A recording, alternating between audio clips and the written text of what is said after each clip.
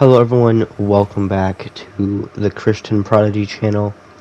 Today, as you can tell by the title, I'm going to be going over with you all whether or not being homosexual, the LGTBQ community, whether or not it is actually a sin according to the Bible. Many people like to argue that it's not a sin because the word homosexuality was not added to the Bible until the 1800s, the 1900s, whenever the argument was, When in reality, yes, that is true. The word homosexuality was not in the Bible until that day and age, that century, right? It was an addition to the Bible. But the concept of homosexuality still existed before the word was added to the Bible. Just because a word is not in the Bible and it was added more recently does not mean the concept of that action or whatever it is not still there. Christians like to, reference other, verses and whatnot in the Bible in regards to homosexuality being a sin. But I'm not going to do that today. I am going to go straight to,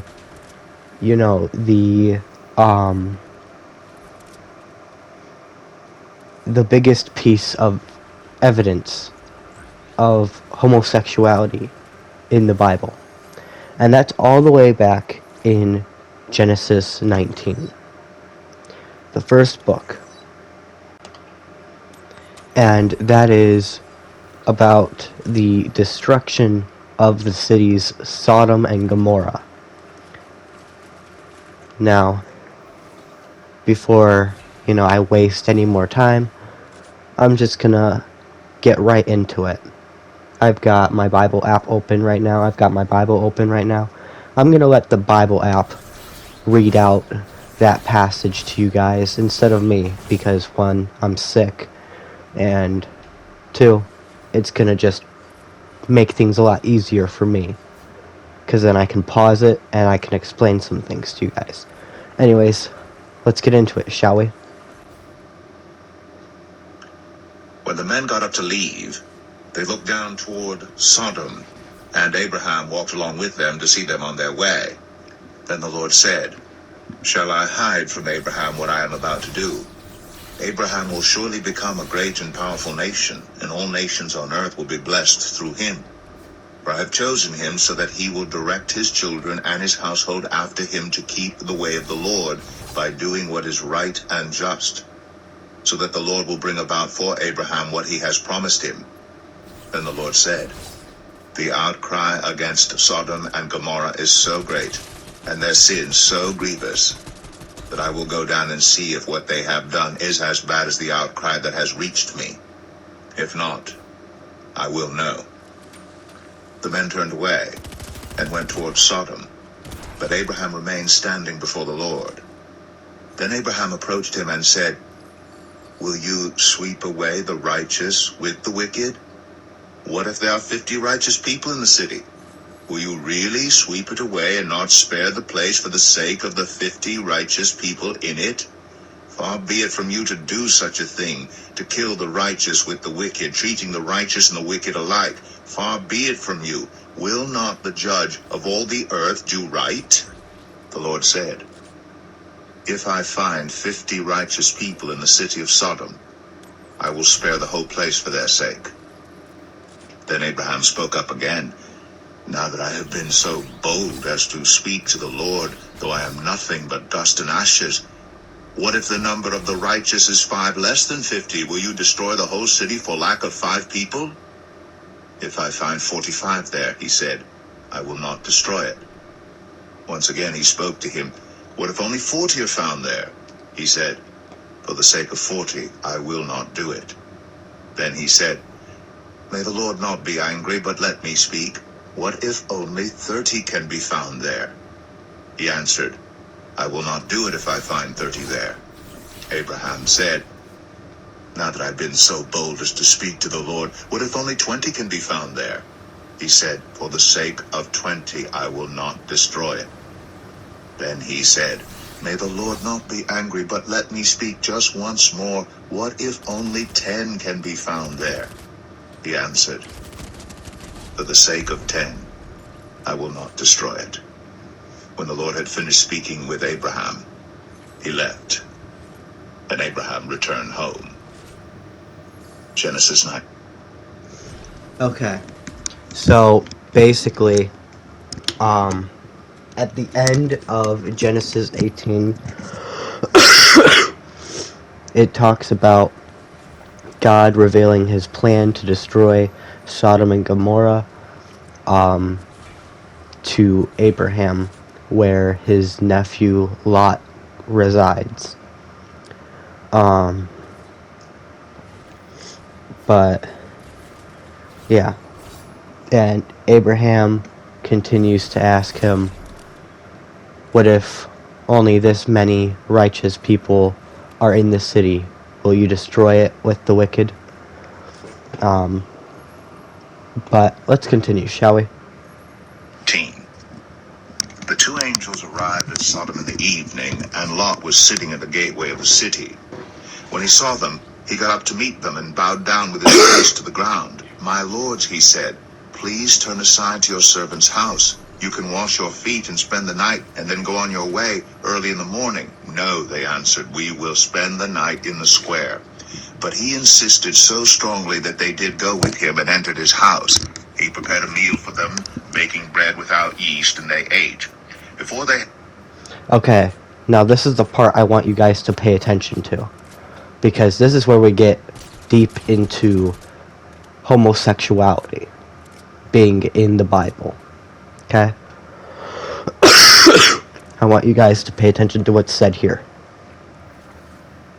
Had gone to bed, all the men from every part of the city of Sodom, both young and old, surrounded the house. They called to Lot, Where are the men who came to you tonight? Bring them out to us, so that we can have sex with them. Okay. Notice.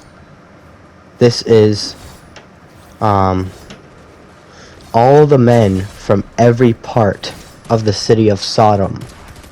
All the men, both young and old. They went to Lot's house, surrounded his house, and asked where the men who are in his house at, so that they can do gay things with them. That is men on men homosexuality. Okay? Let's continue. Lot went outside to meet them, and shut the door behind him, and said, No, my friends, don't do this wicked thing. Look, I have 2 daughters who have never slept with a man. Let me bring them out to you, and you can do what you like with them, but don't do anything to these men, for they have come under the protection of my roof. Get out of our way, they replied. This fellow came here as a foreigner, and now he wants to play the judge. We'll treat you worse than them. They kept bringing pressure on Lot and moved forward to break down the door. But the men inside reached out and pulled Lot back into the house and shut the door. Then they struck the men who were at the door of the house, young and old, with blindness, so that they could not find the door. The 2 men said to Lot, Do you have anyone else here, sons-in-laws, sons or daughters, or anyone else in the city who belongs to you? Get them out of here, because we are going to destroy this place. The outcry to the Lord against its people is so great that he has sent us to destroy it.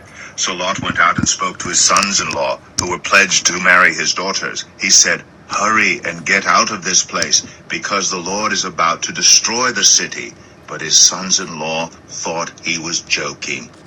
With the coming of dawn, the angels urged Lot, saying, Hurry, Take your wife and your 2 daughters who are here, or you will be swept away when the city is punished." When he hesitated, the men grasped his hand and the hands of his wife and of his 2 daughters and led them safely out of the city, for the Lord was merciful to them. As soon as they had brought them out, one of them said, "Flee for your lives. Don't look back and don't stop anywhere in the plain. Flee to the mountains or you will be swept away." But Lot said to them, "No, my lords, please. Your servant has found favor in your eyes, and you have shown great kindness to me in sparing my life. But I can't flee to the mountains. This disaster will overtake me and I'll die. Look, here is a town near enough to run to, and it is small. Let me flee to it. It is very small, isn't it? Then my life will be spared." He said to him, "Very well, I will grant this request too. I will not overthrow the town you speak of, but flee there quickly, because I cannot do anything until you reach it." That is why the town was called Zoar. By the time Lot reached Zoar, the sun had risen over the land. Then the Lord rained down burning sulfur on Sodom and Gomorrah from the Lord out of the heavens. Thus he overthrew those cities and the entire plain, destroying all those living in the cities and also the vegetation in the land. But Lot's wife looked back, and she became a pillar of salt. Early the next morning, Abraham got up and returned to the place where he had stood before the Lord. He looked down toward Sodom and Gomorrah, toward all the land of the plain, and he saw dense smoke rising from the land, like smoke from a furnace.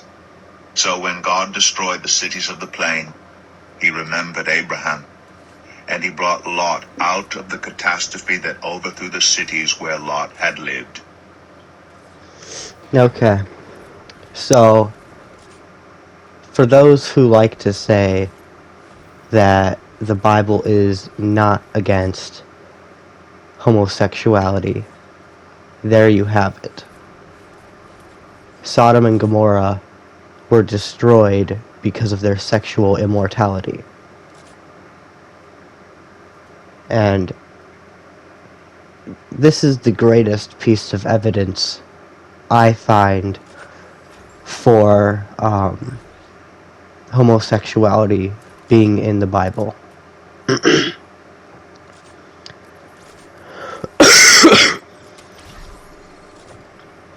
Anyways, I hope you guys enjoyed the video. If you did, make sure to leave a like.